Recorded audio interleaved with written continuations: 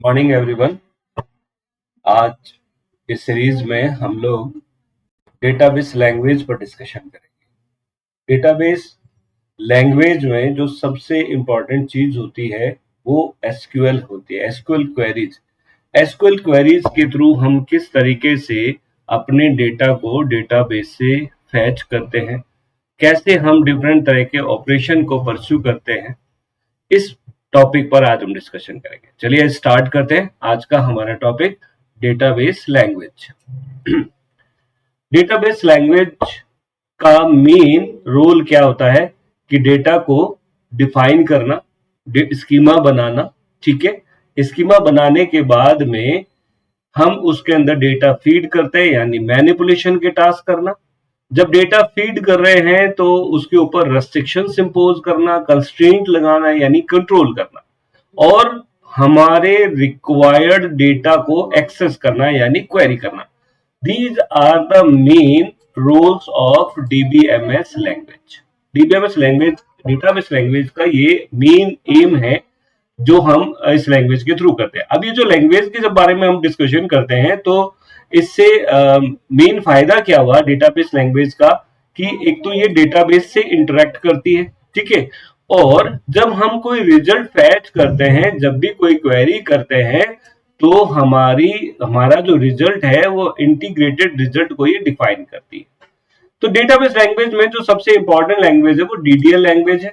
ठीक है ना, DDL language data definition language. इसका मेन काम क्या है?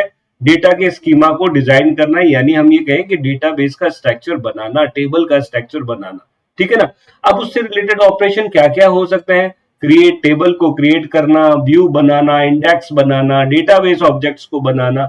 ये क्रिएशन वाला काम यहाँ पे होगा। एल्टर, मॉडिफिकेशन वाला, या कोई नया कॉलम ऐड करना, पुराने कॉलम को डिलीट करना। ठीक है, ये काम एल्टर में होते हैं। ड्रॉप यानी डेटाबेस को रिमूव करना, एंड ट्रंकेट यानी पुराना डेटा हमारे पास में पड़ा हुआ है, उस डेटाबेस को हम क्या कर रहे हैं, केवल स्ट्रक्चर ले रहे हैं और उसके सारे डेटा को हम डिलीट कर रहे हैं।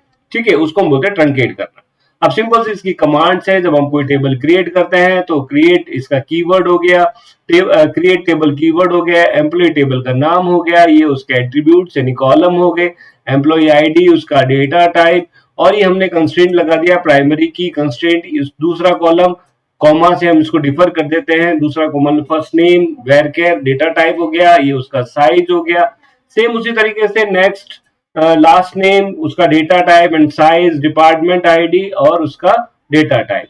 ठीक है, जब हम कोई इंटीजर वैल्यू लेते हैं तो हमको उसके साइज को डिफाइन करने की जरूरत नहीं होती। उसी तरीके से ऐड, नया कॉलम ऐड करना है तो एल्टर से हम ऐड कर सकते हैं। एल्टर टेबल कीवर्ड हो गया, उसका टेबल का नाम हो गया, ऐड कीवर्ड हो गया, कौन सा कॉलम हम ऐड करना है वो हमने लिख दिया, कॉलम का नाम और उसका डेटा टाइप। ठीक है, सेम उसी तरह से अगर टेबल को डिलीट करना है तो सिंपल सी ड्रॉप कमांड है कि ड्रॉप कीवर्ड हो गया, ड्रॉप टेबल कीवर्ड हो गया, और जो टेबल हमको डिलीट करनी है उस टेबल का नाम हो गया।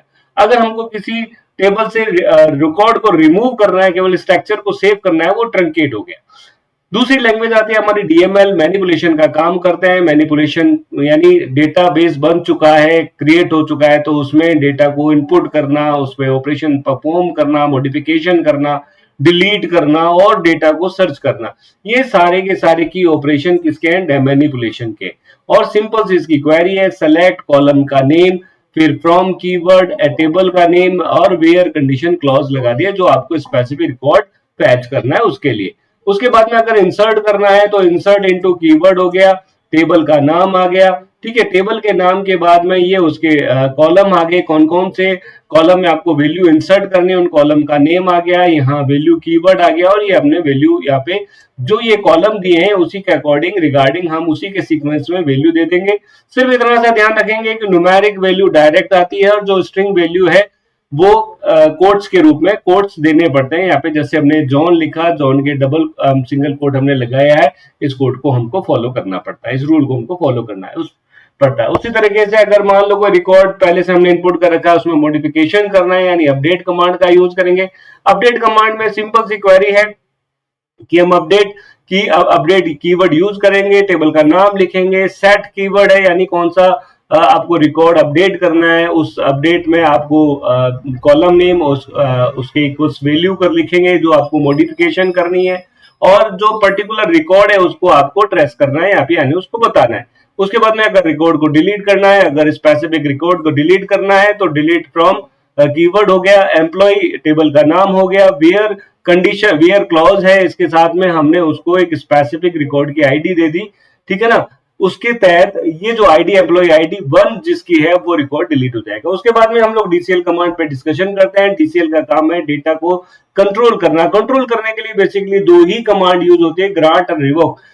परमिशन देने को बोलते हैं ग्रांट और वापस लेने को बोलते हैं रिवोक। और इसका सिंपल सा स्ट्रक्चर है, ग्रांट सेलेक्ट कीवर्ड हो गया, ग्रांट सेलेक्ट कीवर्ड ऑन हो गया, ये टेबल का नाम हो गया, और कौन से यूजर को देना है इस यूजर का नाम आ गया। फिर अगर इसको रिवॉक करना है तो सिंपल सा रिवॉक सेलेक्ट ऑन हो गया, और ये काम क्या हो गया, कोई जिस यूजर से आपको परमिशन वापस लेनी है उसका आपने नाम लिख दिया। उसके बाद में आती है TCL language, transaction control language. जो ट्रांजेक्शन होती है उसको मेंटेन करने के लिए, उसको कंट्रोल करने के लिए हम 4 कमांड्स का यूज करते हैं, roll commit, roll back, save point and set transaction. जब हमारी प्रोसेस चल रही होती है, हमारी ट्रांजेक्शन चल रही होती है, तो हम इंपोज क्या करते हैं, हम इंपोज करते हैं सेव पॉइंट्स, ठीक है। तो अब जब नया ट्रांजेक्शन हमने मान लो हमने क्वेरी ली कि हम कोई रिकॉर्ड को इंसर्ट करना चाहते हैं, तो हमने क्या किया, ये क्वेरी दे दी और ये ट्रांजेक्शन सक्सेसफुली कंप्लीट हो गया, तो हम उसको कहेंगे कमिट करना। अगर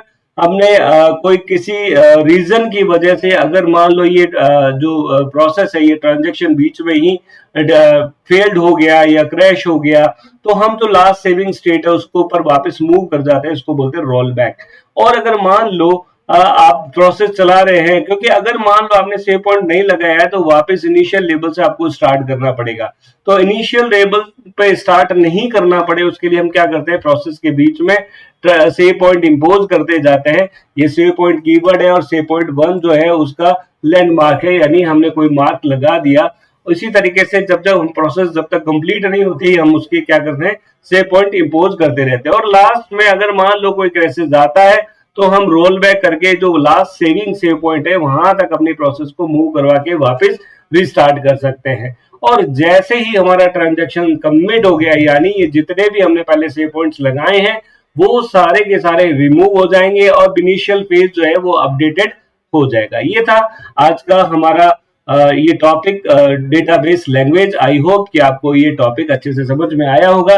अगर आपकी कोई क्वेरी है तो आप मुझे अपने इस ग्रुप के अंदर क्वेरी भेज सकते हैं। इस क्लिप के नीचे आप अपनी क्वेरी मुझे भेज सकते हैं। Thank you, good day, take care.